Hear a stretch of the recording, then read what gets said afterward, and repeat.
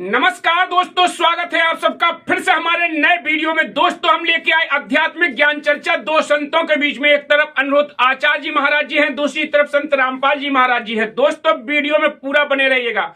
दोस्तों, वीडियो छोड़ के बिल्कुल नहीं जाइएगा, क्योंकि आज का टॉपिक बहुत ही महत्वपूर्ण होने वाला है। अनिरुद्ध आचार्य जी महाराज जी की सभा में एक शिष्या ने सवाल किया है कि महाराज जी, हमारी बहन बहुत ज्यादा डरी रहती है और हम हमेशा भगवान को बार बार प्रणाम करती रहती है, दिन में रात में जब चाहे बहुत ज्यादा प्रणाम करती है। उसको डर रहता है कि कहीं इस जीवन में ना जाने कोई घटना ना घट जाए, कुछ ऐसा हो ना जाए, अनर्थ ना हो जाए, तो वो हमेशा इसलिए भगवान को प्रणाम करती है। क्या सही है? तो दोस्तों, इस टॉपिक को जानना चाहिए। क्या हमको भगवान से डरना चाहिए कि नहीं डरना चाहिए? भगवान से हमको डर लगा रहना चाहिए कि हमारे जीवन में ना जाने कब कष्ट आ जाए, कब सुख आ जाए, तो इसके लिए हमें भगवान को कितना प्रणाम करना चाहिए, नहीं करना चाहिए। दोस्तों, इस टॉपिक को लेकर आज जान ही लेते हैं। ऐसा आध्यात्मिक सवाल है जो आप लोगों के लिए बहुत ही महत्वपूर्ण होने वाला है। दोस्तों, वीडियो को ज्यादा से ज्यादा शेयर कीजिएगा, लाइक कीजिएगा। चैनल पर नए हैं तो चैनल को सब्सक्राइब जरूर कीजिएगा, क्योंकि आप लोग चैनल को सब्सक्राइब कम करते हैं, इसलिए चैनल को सब्सक्राइब करना बिल्कुल नहीं भूलिएगा और दोस्तों के साथ शेयर जरूर कीजिएगा। तो दोस्तों, इस टॉपिक को आज जान ही लेते हैं। तो पहले जान लेते हैं अनिरुद्ध आचार्य जी महाराज जी के विचार। राधे राधे गुरुजी जी। मैं सिलीगुड़ी से आई हूँ, मेरा नाम नीवा मंडल है। हाँ। गुरुजी, मेरा प्रश्न मेरी बहन को लेके है। गुरुजी, वो रात दिन सिर्फ भगवान को प्रणाम ही करते रहती है, सारा दिन पूजा पाठ करती है, रात में 2-3 घंटों तक भगवान को प्रणाम करती है। उसको ऐसा लगता है कि अगर वो ऐसा नहीं करेगी तो घर पे किसी को कुछ हो जाएगा, यहाँ तक कि वो रास्ते में चलते फिरते भी प्रणाम करते रहती है। कहाँ है वो तो आई नहीं है गुरुजी, वो 24 साल की है। ऐसे भगवान की भक्ति करना तो अच्छा है, भगवान को बार बार प्रणाम करना ये भी अच्छा है, पर इस डर से प्रणाम करना कि कुछ हो जाएगा। जब कुछ हो जाएगा किसी को तो उसे कोई रोक नहीं सकता, लेकिन ये शरीर नश्वर है, मृत्यु लोक है, तो यहाँ आने वाला जाएगा। भगवान की भक्ति करना अच्छी बात है, पर डर के मारे नहीं, डर के कारण नहीं। भगवान से स्वाभाविक प्रेम हो, उनको समझाना, मेरी बात समझाना। क्या नाम है उनका? नेहा मंडल। नेहा। नेहा को बोलना, बेटा नेहा, भगवान को बार बार प्रणाम करना, भगवान का बार बार दर्शन करना बहुत अच्छा है। ये तो किसी भक्त का लक्षण है जो आप कर रहे हैं, परंतु आपके अंदर जो डर है वो गलत है। जो भगवान के आश्रित हो गया फिर उसे डर किस बात का? फिर भगवान करेंगे ना सब पूरा, फिर आपको डरने की क्या जरूरत है? जब द्रौपदी ने दोनों हाथ उठाकर कह दिए गोविंद अब आप बचाओ या आप लुटाओ, तब भगवान प्रकट होकर लाज बचाए ना। तो द्रौपदी की लाज जब भगवान बचाते हैं, द्रौपदी के रक्षक भगवान हुए, अर्जुन के रक्षक भगवान हुए, तो आप विश्वास उन पर करिए, वो आपके रक्षक हैं। आप बस उन पर अटूट विश्वास रखिए, डरिए मत। गुरुजी, मेरा और एक सवाल है कि मेरे घर में किसी को भी अगर थोड़ा सा भी तबीयत अगर खराब होता है तो मेरे मन में बुरा बुरा ख्याल तुरंत आ जाता है। किस क्यों? जैसे कि मेरे घर में सिर्फ मेरी मम्मी है और 3 बहन है गुरुजी, पापा नहीं है। तो पापा के जाने के बाद घर में किसी को भी थोड़ा सा कुछ होता है तो मुझे लगता है कि फिर कुछ हो ना जाए, किसी को कुछ हो। डरे हुए हैं बेटा, इतना भी डर अच्छा नहीं। देखो, हर व्यक्ति अपनी उम्र लेके आता है, जिसकी जितनी आयु है उतना रहेगा, चाहे वो पिता हो, माँ हो, भाई हो, बहन हो, या हम हो या आप हो। हर आदमी अपनी उम्र लेके आता है। मैं भी अपनी उम्र लेके आया हूँ। अब मुझे नहीं पता कि मुझे कब भगवान बुलाएंगे, पर हम तो रेडी हैं, 24 घंटे जब बुलाएं तब चलेंगे। तो इतना भी मोह ना हो। देखो, ये अनिरुद्धाचार्य आपके बीच में बैठा है, आपको कथा सुनाता है, समाज की जो बन पड़ी सेवा करता है, लेकिन इस शरीर से इतना मोह नहीं है। भगवान आज बुलाएं तो आज खुशी खुशी चले जाए।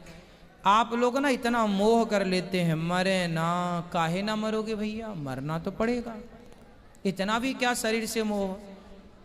मरने के लिए बिल्कुल तैयार रहो। गोस्वामी जी कहते हैं 2 बातन को भूल मत, जो चाहे कल्याण, नारायण एक मौत को, दूजे श्री भगवान। अपनी मृत्यु को और भगवान को सदा याद रखना चाहिए।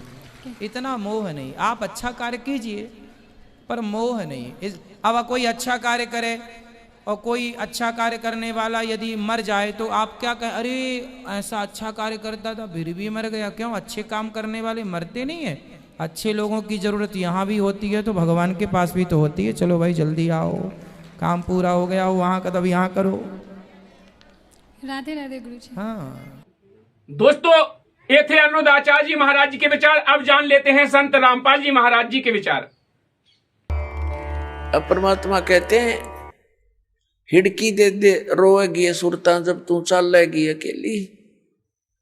इस आत्मा को सुरता भी सुरती भी कहते हैं, एक संबोधन के लिए। कहते हैं, प्यारी आत्मा, जब तू पूरे परिवार ने छोड़ के अकेली यहां से जाएगी, जब तू पछाड़ खा खा टक्कर मार मार रोएगी डकरा डकरा के, तेरी कोई नहीं सुनेगा। फिर क्या बताते हैं, पात जड़नता यूं कहे सुन बई तरवर राय, अब के बिछुड़े नहीं मिले ना जाने कहां गिरेंगे जाए। तरवर कहता पात से। अब क्या बताते हैं परमात्मा के, पतझड़ आवत देख कर बन रोवे मन माही, ये ऊंची टहनी पात थे अब पीले हो जाई। जब पतझड़ आती है, बसंत ऋतु आती है, उसमें क्या होता है कि पहले के जितने भी पत्ते होते हैं वो सभी पीले होकर के और वृक्षों से टूट टूट कर नीचे गिर जाते हैं। अब कहते हैं, उस समय वो वन रोता है अपने मन में कि ये क्या बनी इनके साथ, ये सभी निकल के टूट टूट के गिर गए सारे। जहां एक वर्ष तक उन मस्ती मार रहे थे, फड़फड़ फड़फड़ करते थे हवा के झोंकों में, कितने अच्छे लगते थे। तो ये वन संसार है और हम इन टहनियों पर चिपके हुए पत्ते हैं। ऐसे ही हम टूट टूट कर गिरते जा रहे हैं। पीले हो जाएंगे, बुढ़ा हो गए, बुढ़ापा आ गया, सफेद बाल हो गए, जाड़ दांत, अब चली एक एक करके निकलने लगी। तो समझो अब इस तरवर से टूट कर गिरने का समय आ लिया और इसका ये भी नहीं पता कब समय आ जाए। वैसे तो अंदाजा हम सभी लगाए बैठे हैं, अप्रोक्सीमेशन, कि 90, 80, 100 वर्ष तक तो जी ही जाते हैं। अब जैसे कोई आज 80 वर्ष का हो गया है तो वो इस आश तक जीवित है, रुका हुआ है कि 100 वर्ष तक तो कहते हैं जी ही जाता है, मनुष्य जीवन बना ही रहता है। और यही आस सबसे खतरनाक है हमारे लिए कि इतने वर्ष तो अभी मेरे शेष हैं, इसीलिए तो टिका हुआ है ना। तो ये फिर भगवान में दृढ़ता तो लग जाना, इसीलिए बकवादों में लग जाता है। तो यहां परमात्मा कहते हैं, यह भूल भी सत्संग से समाप्त होगी आपकी। परमात्मा कहते हैं, मौत भूल गया बावड़े, ये अचरज किया कौन, और तन माटी में मिल जाएगा जो आटे में लौण। तो मौत को भूल गया, यह गफलत किया बैठा। इसी कारण से तुम चोरी करता है, बकवाद करता है, डाके मारता है, मिलावट करता है, रिश्वत लेता है और बड़ी बड़ी कोठी बनाता है। तुझे मौत याद नहीं है। अब परमात्मा याद दिलाते हैं कि वो ऊंची टहनी पात थे वह पीड़े हो जाई। पात जड़नता यूं कह सुन भी तरवर राय, अब के बिछड़े नहीं मिले ना जाने कहां गिरेंगे जाए। फिर तरवर कहता पात से। अब जैसे तो कोई व्यक्ति मृत्यु के निकट हो, कुल के लोग आसपास आकर बैठ जाते हैं और उसको फिर सांत्वना देते हैं, भाई यहाँ तो सभी ने जाना है, चिंता कर ले चाहे ना कर ले, ये बाकी बच रहे, इनकी भी मृत्यु होनी है, पीछे देख ले कोई रहा नहीं। तो इस करके उसका थोड़ी दृढ़ता पैदा करने के लिए ये बातें चलती हैं, लेकिन उनसे होता कुछ नहीं। जब तक प्राणी पूर्व पहले से ही परमात्मा के चरणों में नहीं लगा होता, उसके वो बातें असर भी नहीं करती। पहले से भक्ति में लगा हो, भक्ति की शक्ति से, भक्ति की कमाई से, मंत्र की कमाई से, उस समय उसको थोड़ा बहुत अगर कोई डगमग होता है परिवार को देखकर, तो उसको याद दिलाने से वो तुरंत दृढ़ हो जाता है, क्योंकि उसकी नींव मजबूत हो चुकी है। तो फिर वो तुरंत भूल जाता है संसार को और मालिक में सुरती लगा लेता है। और भक्ति और ज्ञानहीन प्राणी तो फिर कितना कुछ कह लो, उसका असर नहीं होता, उसकी सुरती वहीं जकड़ी रहती है। तो यहाँ अब तरवर कहता पात से सुनो पात एक बात, यहाँ की यही रीति है, एक आवे एक जात।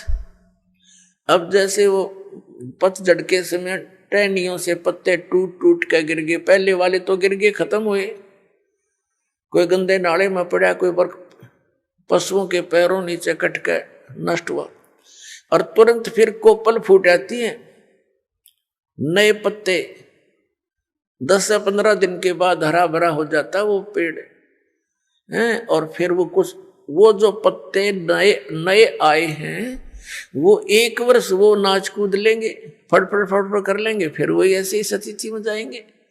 तो परमात्मा हमें याद दिलाते हैं इस उदाहरण के माध्यम से कि तरवर कहता पात से सुनो पात एक बात, यहाँ की यह रीति है, एक आवत एक जात।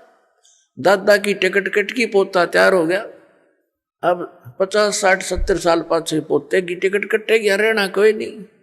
तो परमात्मा हमें याद दिलाते हैं रहना नहीं देश बिराना है, ये अपना लोक नहीं है, ये देश रहने का नहीं है, और तुम वहां जाने की चेष्टा कर नहीं रहे जहां तुम्हें सर्व सुख होंगे, वहां वृद्ध अवस्था नहीं है, वहां मृत्यु नहीं होगी। बताओ, इतना बढ़िया स्थान है, आप उसको ग्रहण करना नहीं चाह रहे क्योंकि आपको ज्ञान नहीं, आपको ये विश्वास ही नहीं है कि ऐसा कोई लोक है, क्योंकि नकली संतों ने और इन पंथों ने परमात्मा का भट्ठा बैठा दिया, भक्ति मार्ग का नामो निशान मिटा दिया। महिमा गाते हैं सतलोक और सचखंड की, और वहां की व्यवस्था बताते हैं, वहां तो प्रकाश ही प्रकाश है, चेतन ही चेतन है। तो उस प्रकाश में हम के टिंडे लाएंगे जाके, वहां कुछ भी कोई नहीं है, अकल है, देखो ये ज्ञान है कोई।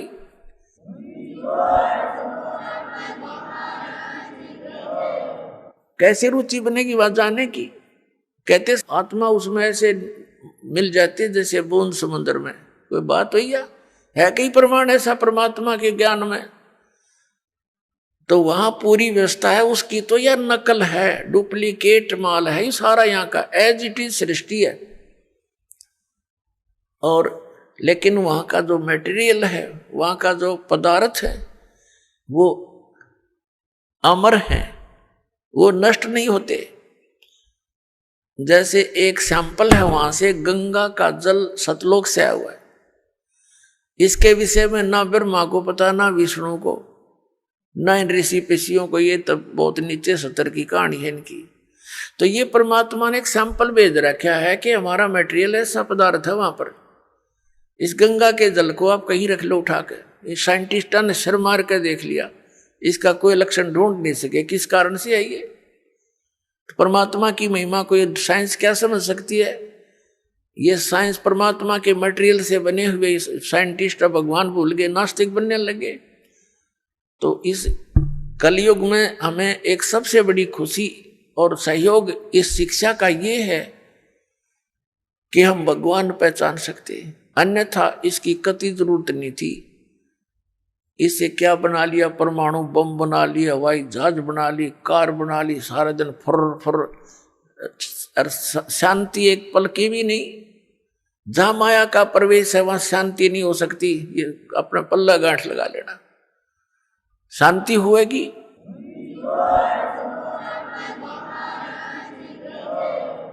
अंगारों पर बैठकर हम शांति ढूंढ रहे हैं, भूबल पर पैर रखे हैं और हम सोच रहे हैं अब शांति होगी, हमें ठंड मिलेगी। तो माया तो भूबल समझ लो, ये अंगारे हैं, और जिसके पास ज्यादा है उतने ही ज्यादा अंगारे उसके पास है। कभी सपने में भी उसको सुख नहीं हो सकता। और जहां भक्ति है, परमात्मा साथ है, फिर इस माया को भी परमात्मा अपने हिसाब से सेट कर देंगे। उसके लिए परमात्मा कहते हैं माया दासी संत की भगत की, और उभय दे आशीष विलसी और लातों छड़िया सुमर सुमर जगदीश। दर्शकों, आप लोगों ने दोनों संतों के विचार तो जान ही लिए हैं। कमेंट बॉक्स में अपनी राय जरूर देके जाएं, कौन से संत सही बता रहे हैं, कौन से गलत बता रहे हैं। दोस्तों, वीडियो अच्छी है तो लाइक करके दोस्तों के साथ शेयर कीजिएगा, चैनल पर नहीं है तो चैनल को सब्सक्राइब कीजिएगा और बेल आइकन की घंटी दबा लीजिएगा, क्योंकि हम ऐसी वीडियो लेके आते रहते हैं। फिर मिलते हैं नेक्स्ट वीडियो में, तब तक के लिए नमस्कार, जय हिंद।